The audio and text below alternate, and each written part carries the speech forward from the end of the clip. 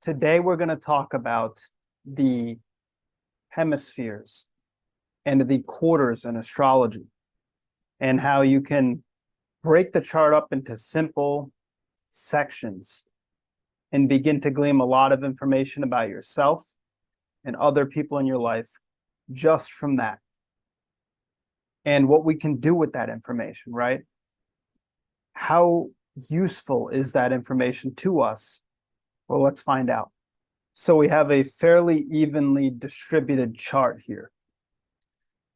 I deliberately made it so that you could see Aries on the first house cusp, Cancer on the fourth house cusp, Libra on the seventh house cusp, and Capricorn on the 10th. Why did I do this? Because the signs are on all of the houses that they naturally are associated with. Taurus is on the second, Gemini on the third, etc., etc. This is pretty important because the houses, I like to think of them as like kingdoms. And the planets, the rulers of the signs, are like the king or the queens in the kingdoms. And the sign itself is sort of how the kingdom operates, the aura of it. And then the house itself is the area where it's located, the actual thing in and of itself, the environment itself. This is important because as we break up the chart, we want to break it up into hemispheres first. And naturally, these certain hemispheres are going to be associated with their own set of 6 signs, right? Aries through Virgo here and Libra through Pisces there. So we know what to expect when we are in the day portion, and that's the other thing.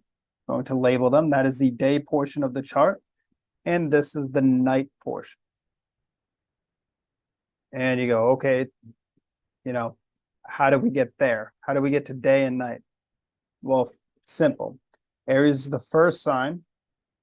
So on a 24-hour clock, that would represent sunrise. That is the soul, you, coming into a physical body and into physical reality to manifest your vision, Pisces, to accomplish your purpose, to share with us your gifts, which is the service that you provide to us, not through the sacrifice of yourself, right? But by paying the price of being yourself, which brings you fulfillment and joy and brings the rest of us fulfillment and joy. That's actualized here at the noon hour, right? The brightest hour of the day. Makes a lot of sense. Simple. Don't try to make astrology more complicated than it already can become at times. It can be so complex. There can be so many little intricacies that we can look at.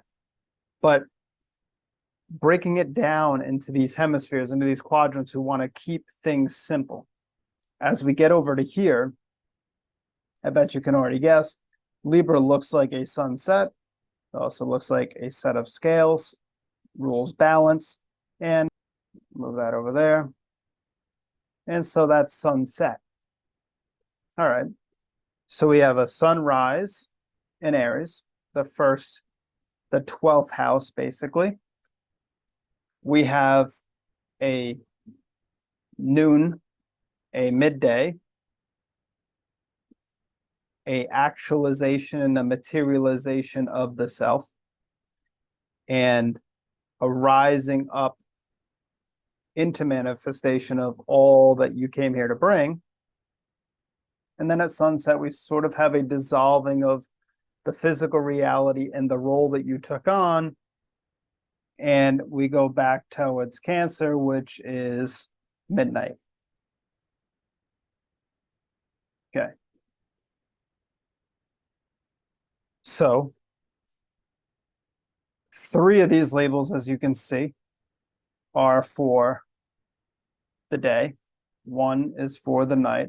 But the 1 for the night is pretty important because midnight is where we sort of get back to ourselves. We withdraw from the material world. We go to sleep. We have dreams. We get back in touch with the spirit within on a more physical side of that, right? The fourth house represents our physical atmosphere. It meaning like the home, I mean, not our physical atmosphere is in the third house of our neighbors or anything like that, or our familiar environments. What I mean is our interpersonal selves, our home and family. And that's the better distinction and the better language. So that's where we end up at midnight, right? We're asleep, we're getting back in touch with ourselves, but we're also working on ourselves. It's self-care. It's about pleasure and choosing the more pleasurable route, right? Making a commitment to not forego that to some other day, where to achieve our goals, right, we had to follow a set of virtues to get there. Well, we also have to follow a set of virtues in self-care. What are virtues? I'm going to explain this again and again because it's just so important. Those are the actions that actually get you to your values, which are the things you would act to gain and keep. This is so important. We have to understand basic philosophical things when we're working with the chart. The whole chart is based on, and we're going to clean things up here, it's based on your values. Like if this was a birth chart, right? I obviously have transits up on the screen because I just wanted to rectify a chart really quickly and give you insight into the hemispheres. So in the day part, and you know, I want to get to this hemisphere thing, but I wanted to make my point. So I'll get to that in a second. The whole point here is you. Aries is I am. We start here, sunrise, I am. Your existence. If this was a birth chart, if you were born on August 12th at 10:10 p.m., then this would be your chart, and therefore it's about you, and it's about your actualization, not your sacrifice, which is like what people mislabel and corrupt Pisces into. What a disaster. Sacrifice and the undoing of the self, like nonsense, right? Like Pisces is your vision and your purpose, your sense of duty to yourself. Not, but you get into this compassion stuff that they'll hit you off with the Pisces. Well, yeah, you're compassionate. You can feel everybody's stuff, but you cannot be sacrificial. You have to have a sense of duty to yourself. It's why you're suffering, is like you're not honoring your vision for life, and you're helping other people achieve theirs because you can sense the future in such a way that you see all the possibilities. It's like we don't want to get too sidetracked with that, but the whole point is that it's about you. Even Aquarius, which is about altruism and taking care of the group. Well, what are you doing for the group? What are you doing for the group? You're bringing yourself into it. You're giving them their gifts. You're empowering them. You're listening to their ideas, but you've identified with them. Like, this is the thing. You have to risk disapproval. Why would a sign like that's so altruistic have to risk disapproval? Because it's about being true to yourself, to actualize your destiny, to actualize the service that you want to provide is really just the gift that you've come to give everybody. And you owe it to all of us to actualize that. You get it by linking up with a certain group, by empowering that group with your skill set, by being objective and focusing on the objective truth, but also risking everybody's disapproval because you're bringing in things nobody was ready for yet. So anyways, we're getting a little sidetracked. We have day, we have night. And in these hemispheres, we'll just draw the pink line so everybody knows. With day and with night planets, we have, like I said, a materialization, a manifestation. Geez, matter, manifestation. Right? So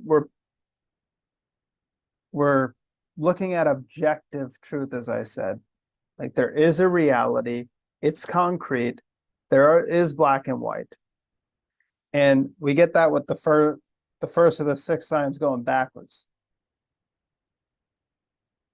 or rather going clockwise, right? So it's like Virgo is where we discriminate, but that's below the horizon at night. We go within and we figure out what's true and what's not. But out here, there's a such thing as objective truth.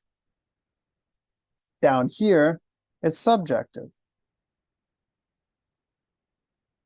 This is out in the open. This is behind the scenes. So how can I use this personally, you might be asking? Well, if you have a lot of planets beneath the horizon in the night section, we can easily say things like, you probably prefer to work behind the scenes. You probably prefer to operate on a more interpersonal sphere. It's about setting up your own destiny for yourself, getting in touch with and caring for yourself, actualizing yourself. And how do we know that? Right, subjective is much closer to the spiritual because it gets closer to your nature, right? There's objective nature, which is like the sun sets and the sun rises, but then there's like your nature. Like you're not a cheetah, you're not a lion, you're a person from a certain culture who has a certain tendencies, who's an individual within that culture. You're from a certain family, you're an individual within that family. So it's like, as you boil it down, your nature begins to rise to the top of the list. If you try to live like a dolphin, it doesn't work. And that's obviously an absurd thing, but to make it that obvious that your nature trumps all this other things, like there's this outmoded and outdated way of operating in astrology where it's like the literature will try to beat over your head that we should all be boiled down into one, into this great nothingness, this reemergence and reconnection with source at the expense of the self. And that's not what's going on here. I think that's the corruption of what's going on here. What's going on here is that you, as a soul, as a spiritual being, incarnate, have a purpose, manifest that purpose, link up with others who share that purpose, overcome your self-limitation through that connection with others, actualize yourself out in the world, Leo, and then come back into an interpersonal sphere. Or you go back the other way. You actualize yourself in the world, you get back in touch with your personal vision, and so on and so forth. And so, as you can see, we don't want to undo the self. So when we get closer to the subjective states, we get closer to a spiritual state, meaning I personally feel this way. This is personally what's best for me. If every 4 minutes, the degree on the eastern horizon and the rest of the house cusp for that matter, change, like moves about a degree every 4 minutes, then that changes the entire landscape of the chart, right? This moves a little bit further, and Chiron's moving into the 12th house. This moves a little bit further, right? And Saturn's moving into the 11th and not the 12th. That changes so many things about that individual. And if I'm coaching an astrological client who has Saturn in the 11th, they're going to be coached extremely different from somebody who has Saturn in the 12th. They're going to have so much more locked up within them from Saturn in the 12th, so much more that went down in childhood that needs to be really looked at versus the Saturn in the 11th. And that doesn't mean one placement's better, one placement's worse. It just means that the individual is going to be colored by that. And if I try to coach them as I would coach somebody else, if I try to treat a lion like a dolphin, it's a mistake. And that's what that really is. And that's why it's like your nature is more important than objective nature. Objective nature sustains you, right? Like not ignoring the fact that the sun rises, that in the winter it gets cold and in the summer it gets hot. Those objective truths sort of save your life. Abiding by nature, you know, to plant your crops and harvest your food and prepare and get warm for winter and store your firewood, right? Like having a good understanding of nature's patterns helps you, but you might have to do it in your way, and that's the point. So getting a little off track. When we divide it this way, we go into the eastern part, right? Eastern rising, western setting. Well, the eastern makes us much more subjective. So as you could see, the night makes you more subjective, closer into a personal state of awareness, meaning I'm setting terms, I'm dictating things, I'm doing things largely on my own. Western brings us much more into contact with others. So our destiny becomes tied up with other people in the Western Hemisphere. So in subjective, like you're kind of in the Eastern Hemisphere, you're almost more in control of your destiny. Well, it's like, why is this service area also in a subjective hemisphere? That's what people are missing, right? It's like because it has a lot to do with you. The eastern side of the chart, which Capricorn, Aquarius, Pisces, like the service trinity over there. Why are they so tied up with this? Why would those signs be put in this area? Because it's not about getting rid of yourself. Like getting to Pisces isn't about negating with yourself and merging with a source and not being anymore, right? It is about connecting with a higher power to accomplish one's purpose, which means you're not doing all the physical labor anymore. You're being disciplined and doing the things physically that your guides are leading you to do and that they're helping you accomplish, that a higher power, gods, goddesses, are helping you accomplish. But you're not undoing yourself to be of social service, as like a lot of people would say, like that's one of the big powerful manifestations. So the Western is the end of manifestation, right? That's sunset. We manifested at noon, now we're setting. So like what signs are there for you are going to tell us like what is ending. And, you know, where we start to get back on track towards a personal sphere. These planets up here are telling you what you're bringing into manifestation. These planets here are telling me what I'm containing, only sharing with the right people. This becomes much more of a balance between, you know, actualizing myself and my, you know, getting in touch with myself. Just like this becomes a balance of the same thing. How I do it is differently. In the Western Hemisphere, right? What I would be doing if I have a lot of planets in the West is I'm now linking up with other people, helping them with their subjective destinies, helping them plant their seeds and all that good stuff, while I reap the rewards of having helped them, of linking up with people who are on that path. They're planting, I'm reaping. In the Eastern Hemisphere, you're planting for the future, right? Spring, Aries, Taurus, Gemini, and fall, Libra, Scorpio, Sag, and now my screen's just a muddy mess. So as you see, you're planting in the Eastern Hemisphere. You're not trying to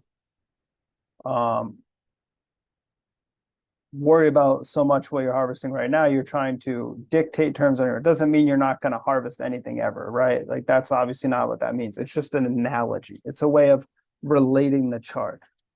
And so as you see, you can tell that this person would have been very subjective, very much in charge of their own destinies.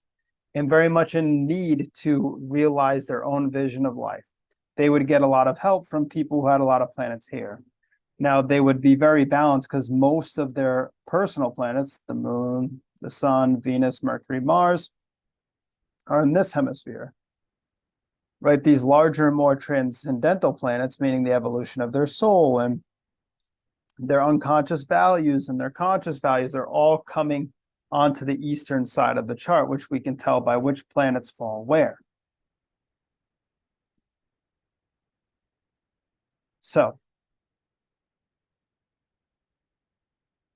we also wanted to see, while we're breaking this down,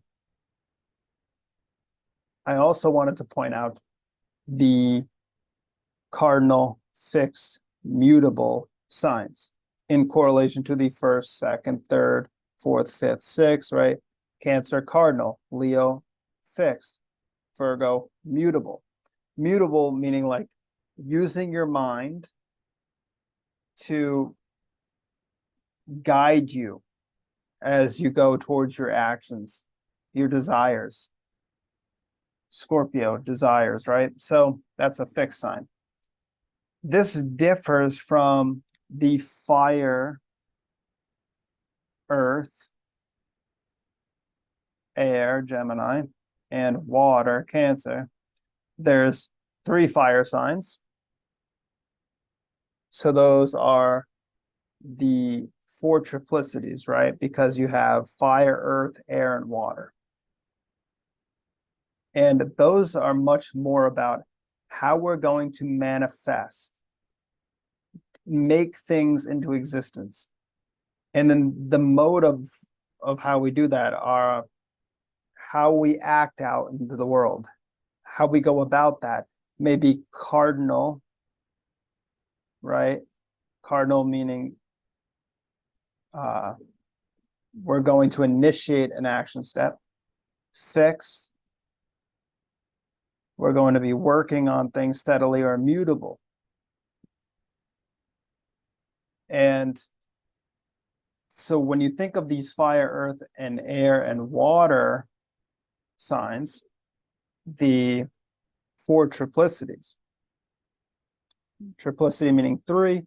There are 3 fire, 3 water, 3 earth, 3 air.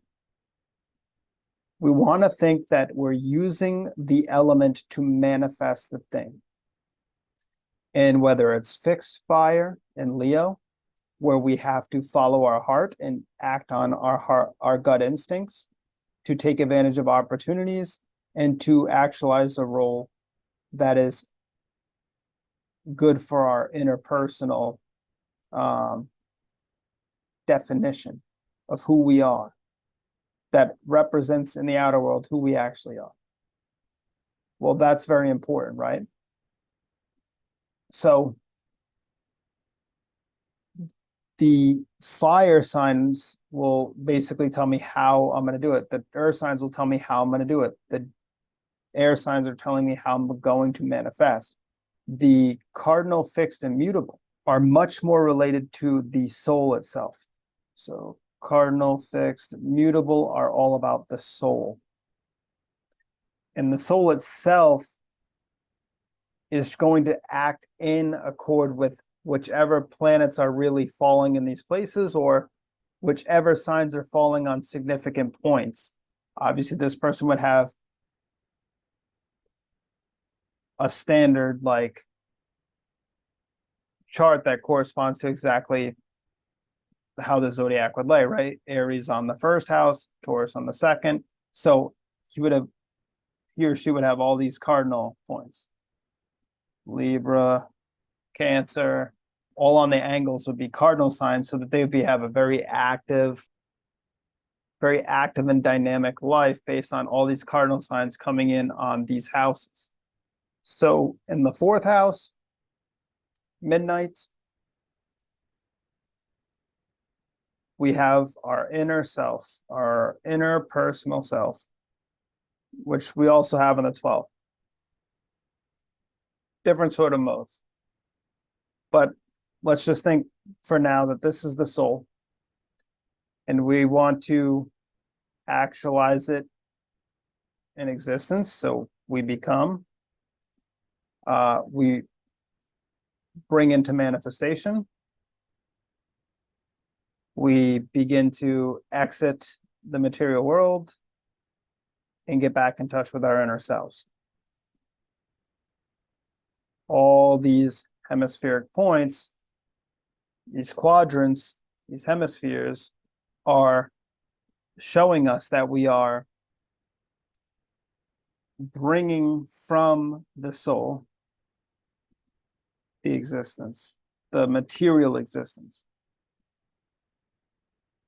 right? Noon, where we materialize, and sunset. So that's just a little bit of how you can actually begin to work with the hemispheres and the quadrants. You got to see them sort of like a clock. You got to understand that these day planets are more for manifestation, that these night planets are about getting back in touch with the soul through the manifestation. These are all different ways of looking at it.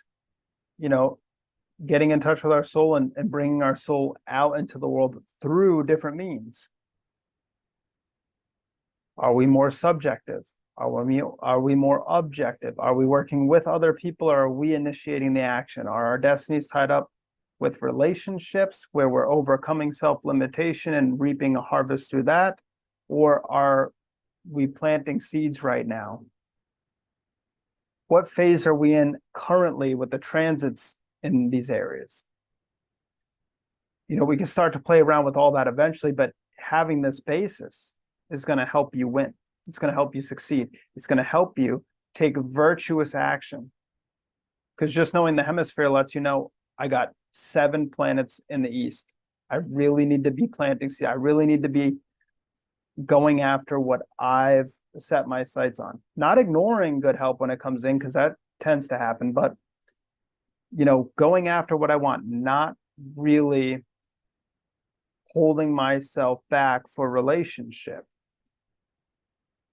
allowing other relationships to come in support of what I'm defining for myself, not in contradiction to.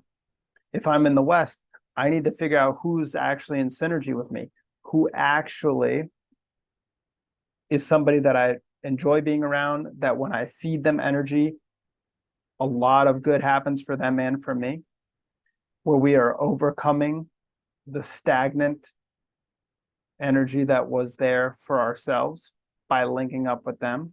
We see people coming to us in need. We know we have to help them. Let's make sure that by helping them, it also is in line with our own values, shared values.